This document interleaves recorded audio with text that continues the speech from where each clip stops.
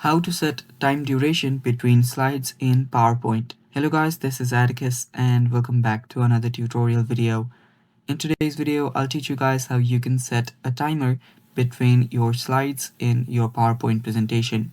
But before we start, if you're new to our channel, head down below and hit the subscribe button so you don't miss out on our future videos. Now let's get started. First of all, open up your PowerPoint presentation. Just open the one in which you want to add the time duration in. So now what you'll need to do is, as you can see right here, this is my first slide. Now head over to transition, and after you head over to transition, you will see advanced slides. So simply toggle the values here.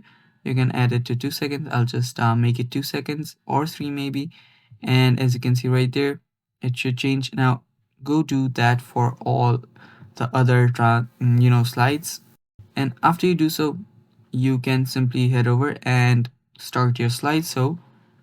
So let me just change this. Now if you wait for it, it should change like this, and yeah, that is basically how you do it, guys. And that is all for the video too. Don't forget to subscribe, and bye bye.